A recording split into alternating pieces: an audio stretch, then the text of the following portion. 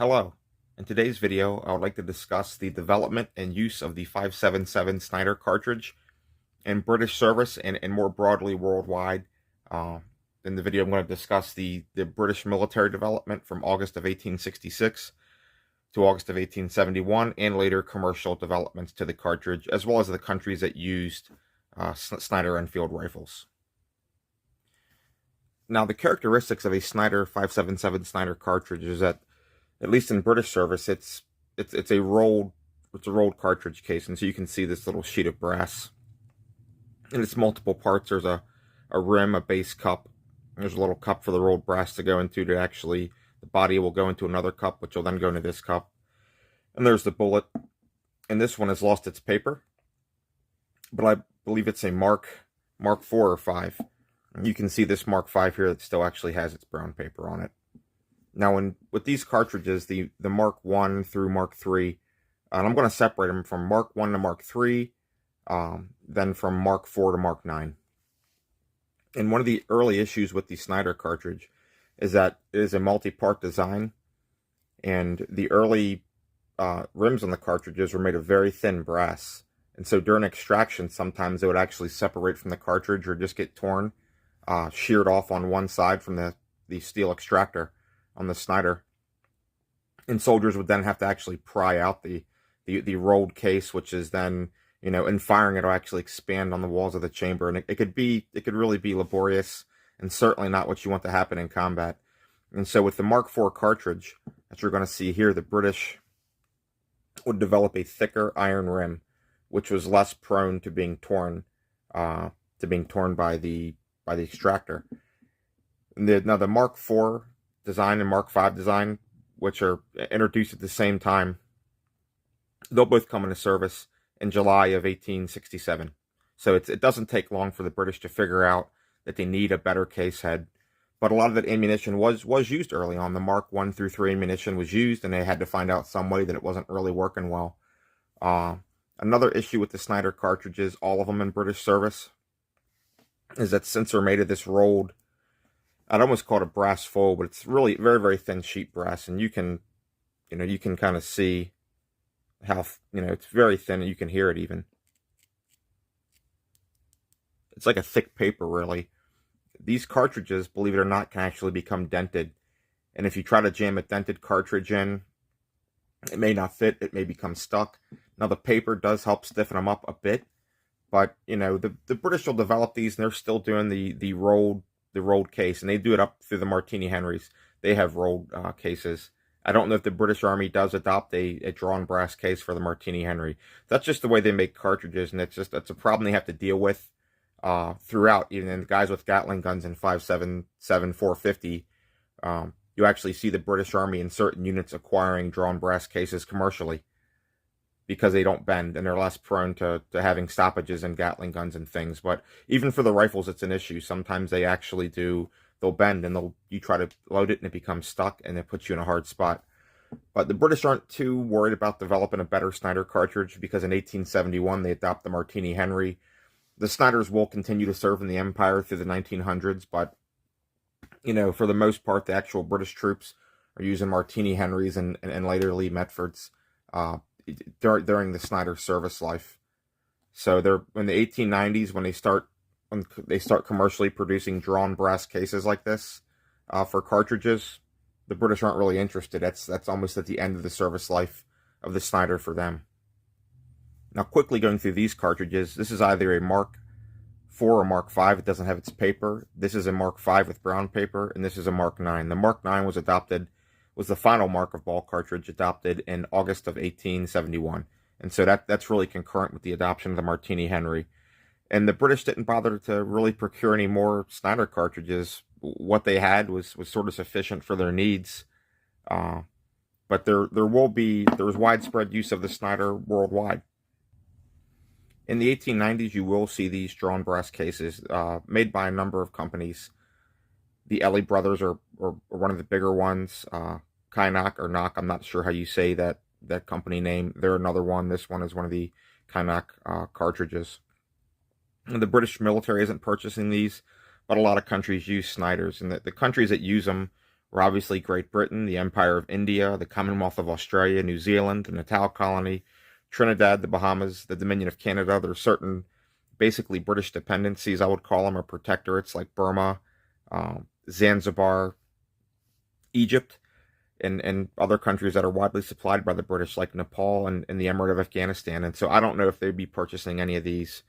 But places like Portugal, the Portuguese may have purchased them. I don't know. They used them. The Argentines used Snider-Enfields. The French bought some during the Franco-Prussian War. I don't believe they'd have any of those guns in service by the 1890s.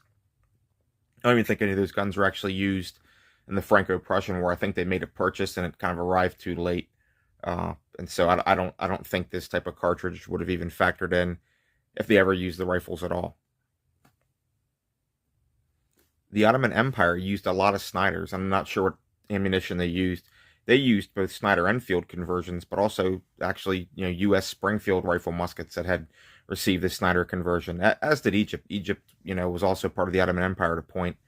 I'm not sure quite when they separated, but they did have Snider Springfields and Snider-Enfields. Places I believe did use Snider-Enfields. I believe the Congo Free State did. I know that Belgians did Snider conversions to some of their muskets. I don't know if those weapons went to the Congo, because the Congo Free State was not really a part of Belgium. It was the personal property of King Leopold. In the Congo Free State, you'll see a number of sort of odd weapons, I would say. Not really odd, but you'll see Gras rifles and chassepos, and you'll see Enfield rifle muskets. And so I've heard that Sniders were used there. I haven't seen any photos of it. I have no trouble believing it. Now the question is, how could we factor this sort of thing into the games of the men who would be kings? Well, early on, I would go to the special rules, like the kind of the same rules you have for machine gun jamming. If you roll a 1, I might adapt that rule to the infantry sections. And so I might make it as where anyone who rolls, when you roll your dice, any ones you roll to fire, they'll they'll miss obviously, but the next turn I would actually count that number of dice out. So if you roll 3 1s in a 12-man section, the next turn you can only roll 9 dice to represent those men having Sniders that had case head separations, and they actually have to try to pry the case out.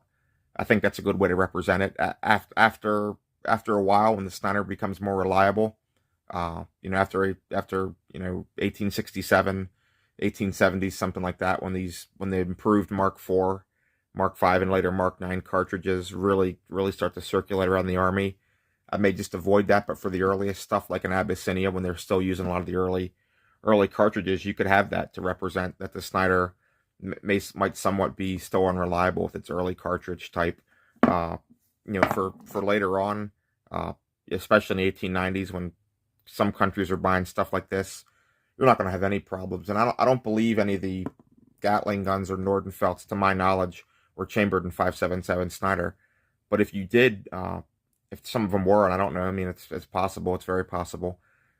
You may want to make, maybe 2s or jams too, because these type of cases can become bent. That was definitely a problem with the 5.77 Martini Henrys. They'd become bent. And so I'm going to go on to a video now. I'm going to clip it in where I'll actually show how the action works and why sometimes the extractor would tear off a case head. Here we can see the Snider action. And to open this action, you place it on half cock. You depress this little lever, it's spring loaded. When you depress the lever, as you can see, this locking bolt here moves and allows you to unlock it. The same way, if you want to close it, it has to be down. You let it go, and the action cannot open until you depress it. And you take a cartridge like this, and this is a dummy cartridge of a drawn brass cartridge of the type that would have been seen commercially in the 1890s, and you place it in. Now, as you can see, it won't fit in just dropping straight down, because the bullet has an extra length. So when you do place it in, you put it in this way first, into the chamber, close it, and before I close it, you can see the firing pin here is actually spring loaded. So if you press on the back of the firing pin, you can see it goes forward. So you close it, place the weapon on full cock, fire it. To open it again, you place it back on half cock, because if it is all the way down, it's not going to open. So place the weapon on half cock, depress the little lever here. You open it up, and all you have to do is grab this little breech block, and you pull all the way back. And it's going to extract that. Now, if it's an empty case, because it is tapered, because there's a taper in this cartridge, pulling it out that much will break everything free. And then you can unload it. And the way you'd unload it is you just roll the gun to one side. Now, since there is still, it's a dummy cartridge and it still has a bullet in it, it is still a little bit too long. So you just have to shake it. And you roll it to the side and you shake it and it comes out. If it's an empty, it's going to be at the proper length and it'll just come out without that problem. But if you look here, and we'll try to get it focused, you can see this part right here is the extractor. So as you pull back, actually pulls it out. It's part of the end of the chamber, and it extracts the case. And that was part of the problem with some of the early Snider ammunition, was that it had a very thin brass case head. And with the later, I believe, Mark III and so on cartridges, Mark III up to Mark IX bulk cartridges, they had a thin iron rim. And so here's a Mark V cartridge, and you can see this iron rim on it. And it was thicker, and it was iron, so it was hard. Because the problem was with the early ones, they had a thin brass rim, and sometimes the steel on the extractor would actually tear through the rim because the case would become stuck, and the force required to extract it would actually tear off the rim. And that is one of the issues with the Snider cartridge being a multi-part design that I'll go into a little bit later. And so now coming to the end of this video, those are some of the things I thought were interesting about the 577 Snider cartridge that aren't really represented. And you can represent this. A number of early metallic, self-contained metallic cartridges had similar issues with extraction and the case heads being torn off.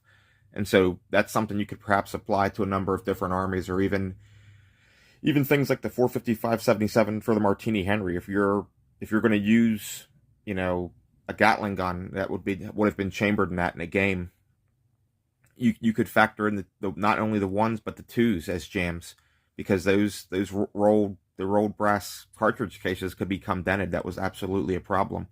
The book I used principally for the Snider was this, for the Snider cartridges, this book by John Walter, the Snider, in the appendix section, which does discuss the cartridges. For the Martini Henry information, I have a book about the Martini Henry, which I'll get right now. The Martini Henry by Neil Aspenshaw, for Queen and Empire. It's a good book. It's very good. But for the Martini Henry, it's extensive. It's got a lot of diagrams, appendixes for tools, bayonets, cartridges, things like that. I know I talk about a lot of books, but it's you have to read. I mean, maybe not. I guess you could watch my videos, but you're only going to glean a fraction of what I know, and what I know is a fraction of what the books have in them. So, but yes, that was my video. I wanted to discuss the Snider cartridges real quick, and I did want to show kind of the action and why, you know, why it caused some issues with the early cartridges of actually tearing off case heads. But if you enjoyed this video, you know, leave a like, leave me a comment to tell me what you want me to do next, because I'm not really sure what everybody's looking for. I know what I like. I don't know what you guys like. So leave me a comment, or leave me a diss. And I guess you can't dislike, you can't downvote stuff. But yeah, leave me a like or a comment or not. Thank you for watching, and goodbye.